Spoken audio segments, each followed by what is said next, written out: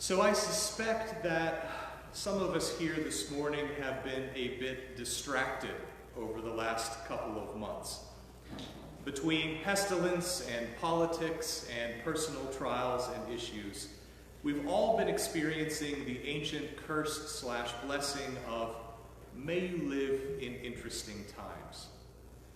Acknowledging all of this morning might be a good time for us to stop and take a step back from all of that anxiety, all of that concern, to take a deep breath within our spirits and to refocus our hearts. In the spring of 1932, nearly a century ago now, my grandfather Lou was about 8 years old. He was anxiously awaiting Easter morning. The only thing on little Lou's mind was finding his Easter basket and the glorious chocolate rabbit that he knew would be sitting right in the middle of it all. Now, life had not been easy for little Louie. His mother had died when he was too young to remember her face. His father was a raging, abusive alcoholic who abandoned his 3 boys to the care of orphanages and to the care of others. 2 loving aunts had taken the boys in, though, and were caring for them the best that they could. Margaret, known as Aunt Peg by her family, had scrounged together what little she had to put together an Easter basket for Louis and for his brothers. Remember the date now. This is 1932. The Great Depression had a crushing grip on America. There wasn't much money or candy to go around that Easter time. And Peg had an awful lot on her mind. It was an election year, 1932. Herbert Hoover and Franklin Roosevelt were campaigning furiously as most people in the nation just struggled to hang on. Unemployment was at 23%. The winter had been hard, very hard. With all of this swirling around in her mind on Easter morning in 1932, Peg hid the boys' Easter basket in what seemed like a reasonable place at the time, the oven. Now, this morning we had a younger fellow with us, and so I had to explain to him that there was a time when gas ovens just didn't turn themselves on. There wasn't a little click and a poof as it turned on, that there were these things called pilot lights, little flames that burned all the time in your oven and enabled the oven to come on whenever you wanted it to come on. Unfortunately for Peg that morning, she'd forgotten the fact that pilot lights tend to make ovens pretty warm. Not hot, but a little too warm for chocolate Easter bunnies. Louis's Easter basket did not fare very well that Easter morning in 1932, I'm afraid.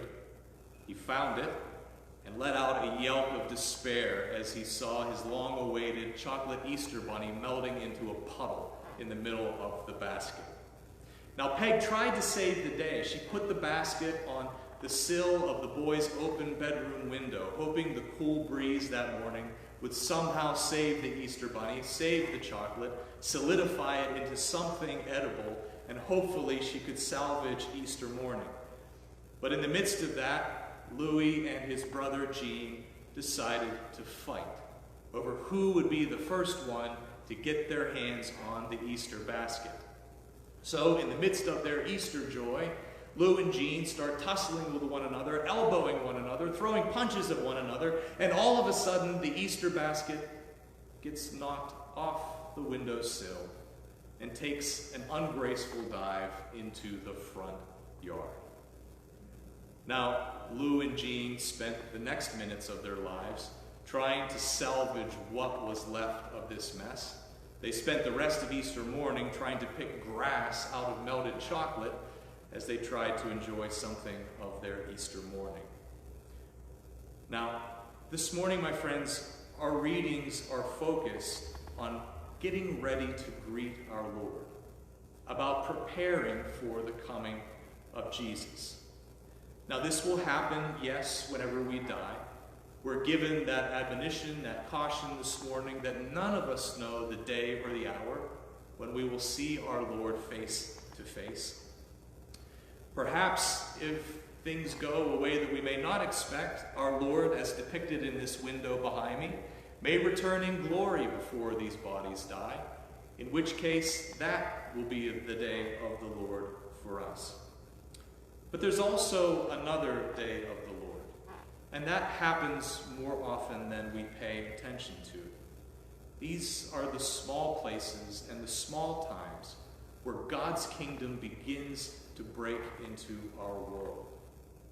These small times where his kingdom begins to blossom in the midst of us, where love conquers hate, when forgiveness and kindness and mercy and peace find a foothold in our valley of tears.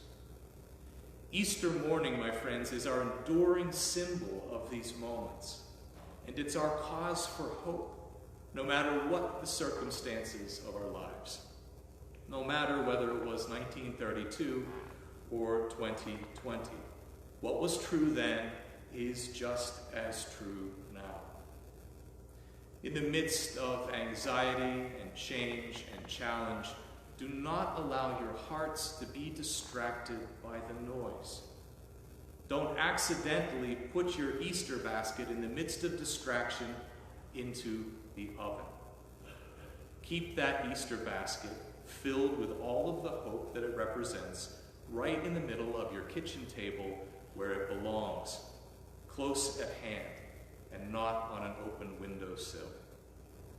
My friends, all of us here this morning who call ourselves Christian are people of Easter hope, who look forward to the time when God's kingdom will come in its fullness.